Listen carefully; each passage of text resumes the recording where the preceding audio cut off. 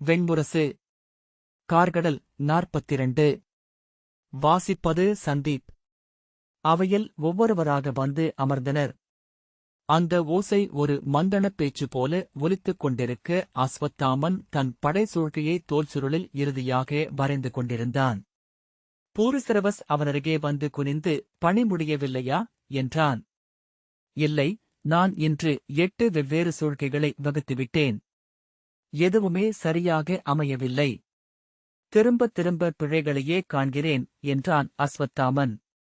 வழக்கமாக ஒரே கணத்தில் ஒரு சூழ்கையை முடிவு செய்வீர்களே என்றான் பூரிசிரவஸ். ஆம், நான் எண்ணிப் பார்ப்பதே இல்லை.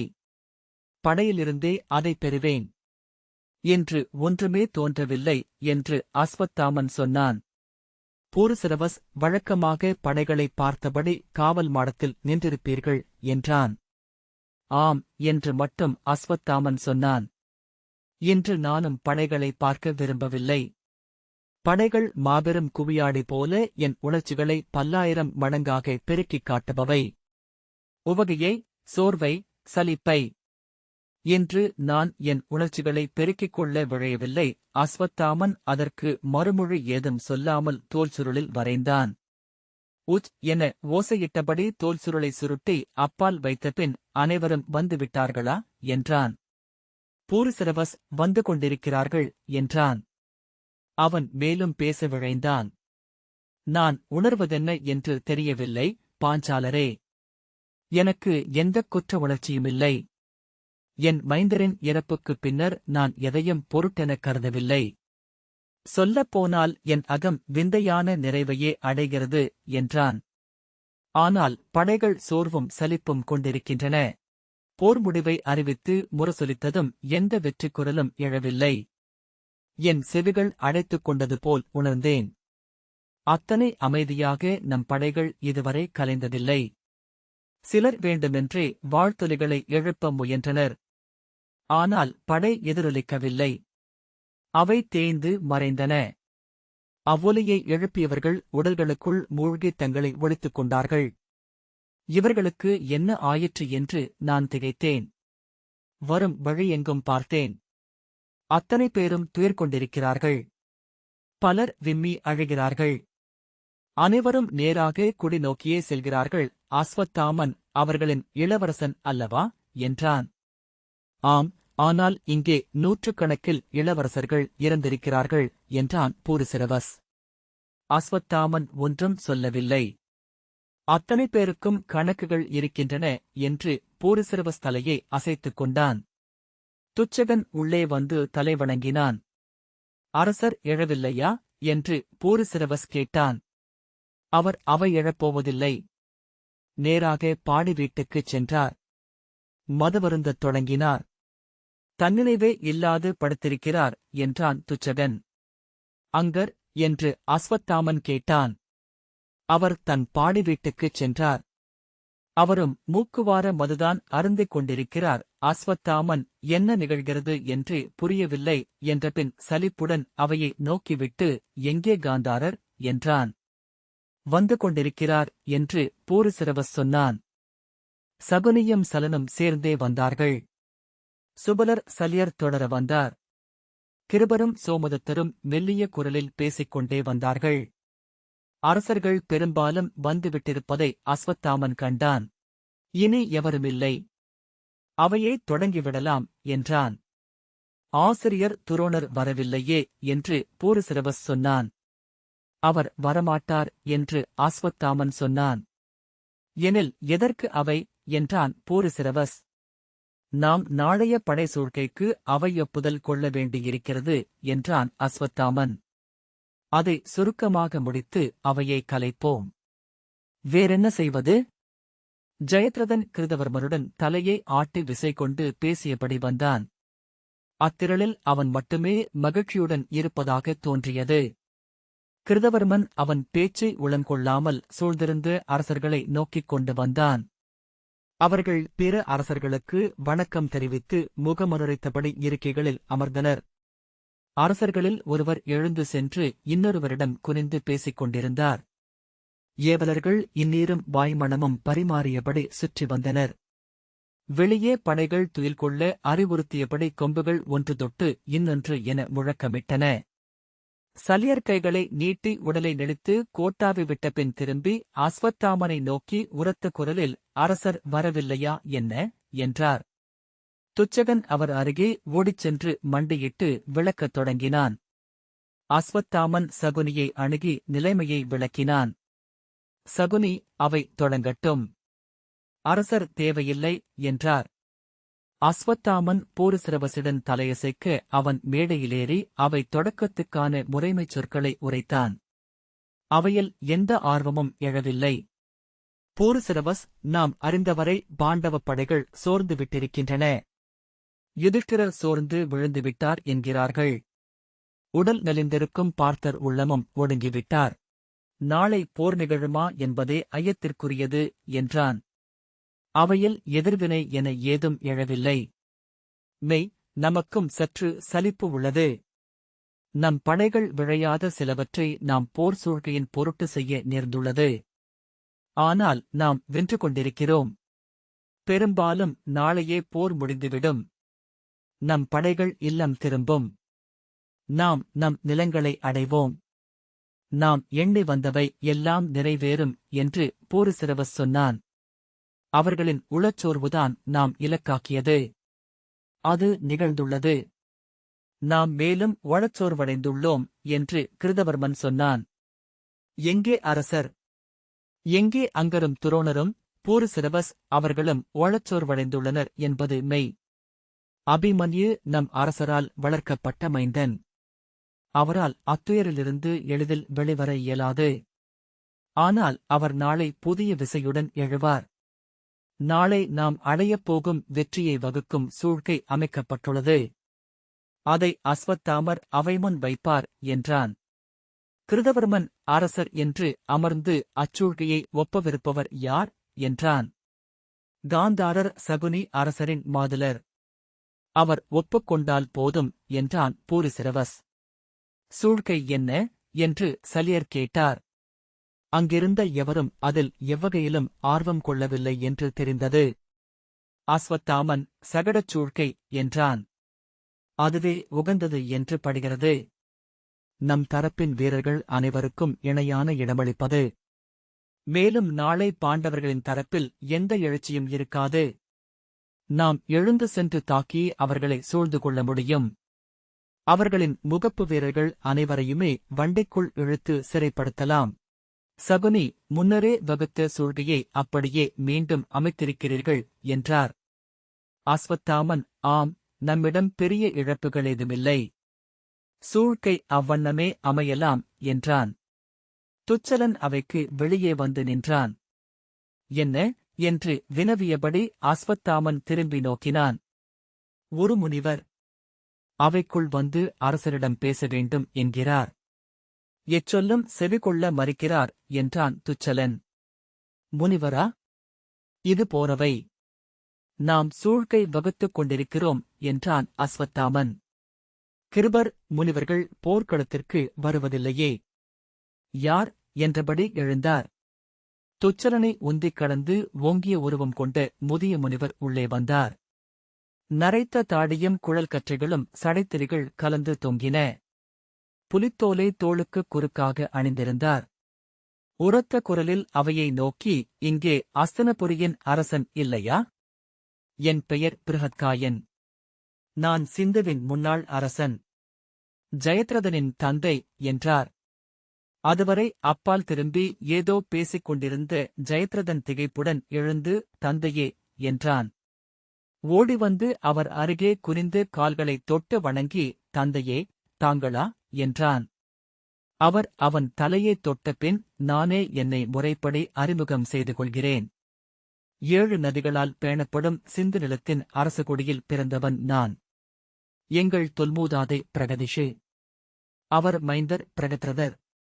அவருக்குப் பிறந்தவர் உபபிரகதிஷு. அவர் புதல்வர் பிரகத்தனு. அவருடைய மூத்த மைந்தர் பிருகத்பாகு. அவருக்குப் பின் அரியணை அமர்ந்த என் பெயர் பிருஹத்காயன். மைந்தனுக்கு அரியணையை அளித்துவிட்டு காணேகினேன் என்றார். சகுனி எழுந்து, அரசர் இங்கே அவையில் இல்லை. அரசரின் மாதலனாகிய நான் காந்தார நாட்டின் சுபலரின் மைந்தன். என் பெயர் சகுனி.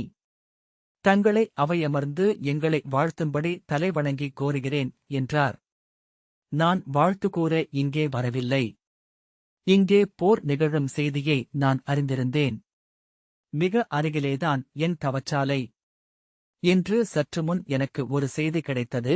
என் மைந்தனைக் கொல்ல அர்ஜுனன் வஞ்சனம் உரைத்திருப்பதாக. அக்கணமே கிளம்பி இங்கே வந்தேன் என்றார். இத்தனை விரைந்தா என்று பூரிசிரவஸ் கேட்டான். கைவீசி அவனைத் தவிர்த்து அதற்குரிய வழிகள் எங்களுக்குள்ளன என்று சொன்ன பிருஹத்காயர், என் மைந்தனை நாளை அந்திக்குள் கொல்வேன் என்றும் இல்லையேல் அந்தியில் தன் அம்பால் தன் கழுத்தை வெட்டிக்கொண்டு களத்திலேயே வீழ்வேன் என்றும் அர்ஜுனன் வஞ்சனம் உரைத்திருக்கிறான் என்றார்.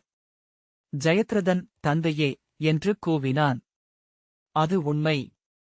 அதை அறியும் வழி எனக்குண்டு என்றார். சகுனி, முனிவரே, போர்க்களத்தில் வஞ்சனங்கள் இயல்பானவை என்று சொல்லத் தொடங்க, ஆம், ஆனால் பாரத வருஷத்தின் முதன்மை வில்லவன் எடுத்த வஞ்சம் எளிதான ஒன்றல்ல, அவனுடன் இருப்பவன் இந்த யுகத்தின் தலைவன் என்றார். சுபலர், முனிவரே என சொல்லெடுக்க பிருஹத்காயர் அவரை கை நீட்டி நிறுத்தி, நான் முனிவன் அல்ல, தவம் புரியவே காணேகினேன். இவ்வுலகில் அனைத்தையும் கட்டவும் கடக்கவும் திறன் பெற்றேன். மாமுனிவர் செல்லாத இடங்களுக்கும் செல்லும் சொல்லும் பெற்றேன். ஆனால் மெய்மை என்னை அணுகவே இல்லை. ஏனென்றால் என்னை இப்புவியுடன் சேர்த்துக் கட்டியிருப்பது இவன் மேல் நான் கொண்டுள்ள பற்று. 10 ஆண்டுகள் அதை அறுக்கப் போராடினேன். பின்னர் அறிந்தேன், நான் அதை இப்பிறவியில் அறுக்கவியலாது என்று. எனில் என்னை ஆளும் தெய்வம் அதுவே என உணர்ந்தேன். இத்தனை ஆண்டுகள் அதையே தவமெனக் கொண்டேன் என்றார். அர்ஜுனன் அல்ல, புடவியை சமைத்து காத்து அழைத்தருளும் மூவருமே ஆயினும் என் மைந்தனைக் கொல்ல எவரையும் விடமாட்டேன். அச்செய்தியை அறிந்ததுமே கிளம்பி வந்தேன் என்று பிருஹத்காயர் சொன்னார். ஆம், அவன் நாளை சைந்தவரை கொல்லப்போவதில்லை என்று சகுனி உரக்கச் சொன்னார். அவரைக் கொல்வேன் என்றுதான் வஞ்சனம் உரைத்திருக்கிறான். அவர் போருக்கெழுந்தால் கொல்வேன் என்று அல்ல, நாளை சைந்தவர் போர்முனைக்கே செல்லப்போவதில்லை. கௌரவப் பெரும்படைக்கு நடுவே போர்முனையிலிருந்து மிக மிக விலகி கவசப்படைகள் சூழ்ந்த இடத்தில் இரும்புக் கூண்டுக்குள் கொடியோ அடையாளமோ இன்றி அமர்ந்திருக்கப் போகிறார். நாளை புலரி எழுந்து அந்தி அணைவதுவரை வெளியே வரப்போவதில்லை. அவரை எப்படி கொல்லப் போகிறான் என்று பார்ப்போம். அவையினர் ஒரு கணம் கழித்தே அதை முழுமையாக புரிந்து கொண்டார்கள். உரக்கக் கூச்சலிட்டபடி தங்கள் கைகளை தூக்கி வீசினர். சலன் எழுந்து, ஆம், இது அவனே வந்து சிக்கிக் கொண்ட பொறி. ஒரு நாளை நாம் கடக்க முடிந்தால் அம்பில்லாமல் அவனைக் கொல்லலாம். அவர்களை முழுமையாகவே வீழ்த்திவிடலாம் என்றான். கிருதவர்மன், வண்டிச்சூழ்க்கை அதற்கு மிக உகந்தது. அவர் அதற்கு நடுவே இருக்கட்டும். வண்டியின் முகப்பில் மட்டுமல்ல, 4 முனைகளிலும் முதன்மை வில்லவர் நிலை கொள்ளட்டும். எப்படி உள்ளே வருகிறான் என்று பார்ப்போம் என்றான். அவை களிவெறி கொண்டு ஆர்ப்பரித்தது. அவர்கள் உளம் சோர்ந்திருந்தனர். உளச்சோர்வு கொண்டவர்களின் ஆழம் விடுபட விழைகிறது. ஆகவே அதுக்குரிய சிறிய வாய்ப்பையும் அது தவறவிடுவதில்லை என்று அஸ்வத்தாமன் எண்ணிக்கொண்டான். அலையலையாக அவை எழுந்தமைந்து கூச்சலிட்டுக் கொண்டே இருந்தது. அஸ்வத்தாமன் எழுந்து கைவிரித்து அவர்களை அமரச் செய்ய முயன்றான். சகுனி எழுந்து கைவீசியதும் அவை மெல்ல அடங்கியது. சகுனி, சலன் சொன்னது மெய். அவன் சிக்கிக்கொண்ட பொறி இது.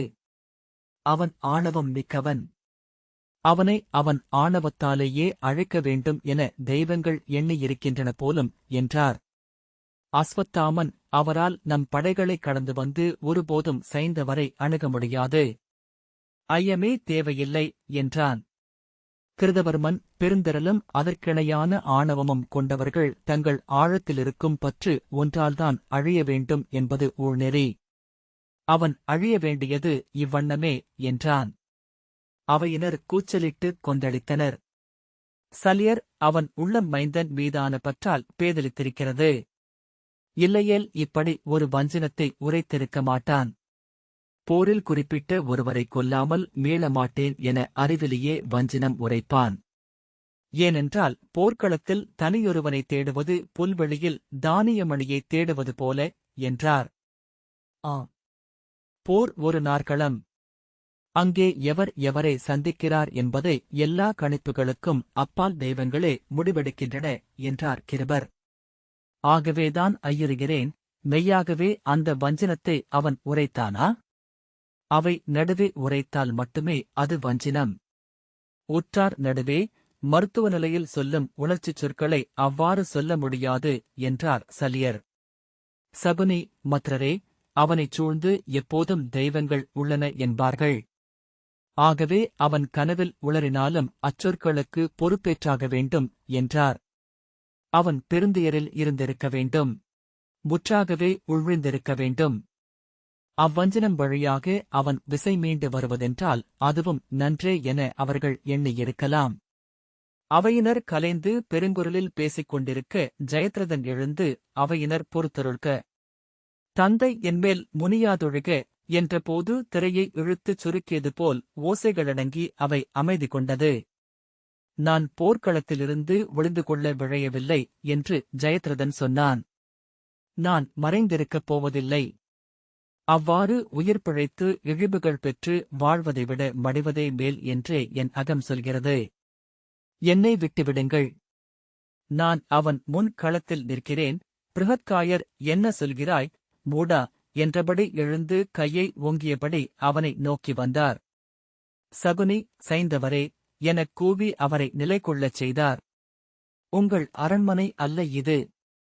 கௌரவப் பேரவை, என்றார். பிருகத்காயர் சீற்றத்துடன் தலையசைத்தபடி, அறிவிலே வீணன், என்று பற்களைக் கடித்தார். தந்தையே, ஒருபோதும் உங்கள் விழிமுன் வீரனாகவோ ஆண்மகனாகவோ நின்றிருந்ததில்லை நான். என்னை உங்கள் கைகளுக்குள் பொத்திப் பொத்தி வளர்த்தீர்கள். நோயாளியாக மட்டுமே என்னை கருதினீர்கள். ஒருவேளை என் இளமை கால வேண்டுதலை செவிகொண்டே தெய்வங்கள் இவ்வண்ணம் ஒரு சூழலை அமைத்தன போலும். நான் உங்கள் கண்முன் ஆண்மகன் என நின்று காட்டுகிறேன். வெல்லாதொழியலாம், களம்படலாம். ஆனால் பாரத வருஷத்தின் பெருவில்லவன் முன் 2 நாழிகை பொழுதேனும் நின்று பொருதுவேன், என்றான். அறிவிலி, அறிவிலி என்று கூவியபடி பிருகத்காயர் எழுந்து கையை ஓங்கியபடி ஜெயத்ரதனை நோக்கி பாய்ந்தார். அவரை தடுக்க முயன்ற பூருசிரவசை தள்ளி வீழ்த்திவிட்டு மைந்தனை அணுகி அவனை அறையும் பொருட்டு கைதூக்கி பின் தளர்ந்து கைதாழ்த்திக் கொண்டார். சலியர் எழுந்து அவரை பிடித்து அப்பால் விலக்கிச் சென்றார். ஜெயத்ரதன், நான் ஒளிந்து கொள்ள மாட்டேன். இவர் முன் சிறுமை கொள்ள மாட்டேன். நான் நின்று போரிடுவேன். ஐயமே வேண்டியதில்லை, என்றான். எனில் உன்னை இங்கேயே நானே கொன்று வீசுகிறேன். கிழ்மகனே, சிறுமையனே என்று பிருகத்காயர் கூச்சலிட்டார். அவரை பிடித்திருந்த சலியரை உதறிவிட்டு தன் கையிலிருந்த பெரிய யோகக்கழியை தூக்கினார். அது ஒரு நாகமென்றாகியது. அதன் நாபரக்க விழிகள் விழுந்தன. சகுனி, முனிவரே, அமர்க என்று ஆணையிடும் குரலில் சொன்னார். இவன் என் சொல்லை மீறுகிறான். என்னை இழிவு செய்கிறான். என் சுட்டுவிரல் இவன். என் ஒரு துளி, என்று பிருகத்காயர் கூச்சலிட்டார். அவர் தலை நடுங்கிக் கொண்டிருக்க ஒரு கண்ணிலிருந்து நீர் வழிந்தது. எனில் சென்று கொல்க, என்றார் சகுனி. மத்ரரே, அவரை விட்டுவிடுங்கள். அவர் மைந்தனை கொல்லட்டும். ஏனென்றால் அவர் தன் கைகளால் மைந்தனைக் கொல்வார் என்றுதான் நிமித்தக் கூற்று எழுந்துள்ளது. பிருகத்காயர் தளர்ந்து பின்னடைந்து பீடத்தின் சாய்வு பரப்பை பற்றிக் கொண்டார். அவர் கையிலிருந்த யோகக்கழி கீழே விழுந்தது. அவர் முனகல் போல ஒலி எழுப்பினார். பின்னர் மெல்ல கால் தொய்ந்து அமர்ந்தார். சைந்தவரே, இங்கே எவர் போரிட வேண்டும், எங்கே களம் நிற்க வேண்டும் என முடிவெடுக்க வேண்டியவன் நான், என்று சகுனி சொன்னார். போரில் மறைந்து கொள்ளுதலும் உத்தியே. போரிலிருந்து ஒளிந்தோடும்படி உங்களிடம் சொல்லவில்லை. கவசங்களுக்குள் மறைந்து கொள்ளவே ஆணையிடப்படுகிறது. நீங்கள் அஞ்சி மறைந்திருக்கவில்லை. உங்கள் படையின் தலைவனின் ஆணையைத்தான் தலை கொள்கிறீர்கள், ஜெயத்ரதன். ஆனால் என சொல்லெடுக்க நீங்கள் அர்ஜுனன் மறைவுக்குப் பின் களமெழுக. உங்கள் கைகளால் பாண்டவர்களின் படைகளை கொன்று கூட்டுக. அதுவே வெற்றி என்றாகும். அறிக, அறுதி வெற்றியை அடைந்தவர்களே பேசப்படுகிறார்கள் என்றார். இல்லை, இது வெறும் வசப்பு. நான் இதற்கு உடன்பட மாட்டேன் என்றான் ஜெயத்ரதன். நான் களம் நிற்பேன். பொருதுவேன். சகுனி, நீங்கள் களம் நின்றால் உறுதியாகவே உயிர் விடுவீர். சூதர் பாடலில் எவ்வண்ணம் வாழ்வீர் என எண்ணுக. நட்புக்கு வஞ்சமுழைத்தமையால் சொல்திரம்பியமையால் கொல்லப்பட்டவர் என. மெய்யல்லவா என்றார். ஜெயத்ரதன், நான் என்ன செய்ய முடியும்? நான் அபிமன்யு கொல்லப்பட்டதை இப்போது கூட ஏற்கவில்லை. நான் அப்போது அதை அறியவே இல்லை. ஆனால் என் படைத்தலைவரின் ஆணைக்கு களத்தில் நான் கட்டப்பட்டாக வேண்டும் என்றான். சகுனி, ஆம், ஆனால் அதை எவர் எதிர்காலத்திடம் சொல்வது? அவன் இறந்து நீங்கள் இருந்தாக வேண்டும். அவன் கையால் கொல்லப்பட்டால் அவன் எண்ணுவதே உண்மையென நிலை கொள்ளும் என்றார். ஜெயத்ரதன் சோர்ந்தவனாக அமர்ந்தான். நான் இதற்கு எவ்வகையிலும் பொறுப்பல்ல என்றபோது அவன் குரல் உடைந்தது. நான் அபிமன்யுவை கொல்லத் துணை போகவில்லை. உள்ளே நிகழ்ந்த எதுவும் எனக்குத் தெரியாது. தெரிந்ததும் உங்களிடம் கண்டித்தேன். அத்தனை பேரிடமும் என் எண்ணத்தை சொன்னேன். அவன் விழிகள் நீர் நிறைந்து வழிந்தன. நான் என்னை வேண்டுமென்றே நகையாட்டும் சொற்பெருக்கும் கொண்டவனாக ஆக்கின்றேன். எப்படியேனும் இந்த நாளை கடந்து சென்று விட்டால் போதும் என எண்ணினேன். இன்றிரவு என்னால் துயில் கொள்ள முடியாதென்றே நம்பினேன். அவன் மேலும் சொல்லெடுக்க முயன்ற பின் விழிநீர் பொழிய விசும்பி அழத் தொடங்கினான். பிருஹத்காயர், நிறுத்து, கீழ்மகனே. நீ என்ன பேடியா? களிமகன் போல் அழுகிறாய் என்றார். விருப்பம் கசப்புமாக ஜெயத்ரதனை நோக்கி, நீ பிரகதிஷுவின் குருதே. அதை மறக்காதே என்றார். ஜெயத்ரதன் விழிகளைத் துடைத்து ஒரு நோக்கில் அர்ஜுனன் சொல்வது சரியே. என்னை அரசன் என நடத்த வேண்டும் என்று சொன்னவன் அவன். அரசனுக்குரிய அனைத்து முறைமைகளையும் எனக்கு அளித்தவர் யுதிஷ்டிரர். அவர்களின் மைந்தனை நாம் வேட்டை விலங்கைப் போல சூழ்ந்து கொண்டு கொன்றோம். அதற்காக நான் கொல்லப்படுவேன் என்றால் அது முறையே. அதுவே நிகழ்க என்றான். சகுனி, ஆனால் அவனைக் கொன்றது உங்கள் கீழ்மையால் என்பதே சொல்லில் நிலை கொள்ளும் என்றார்.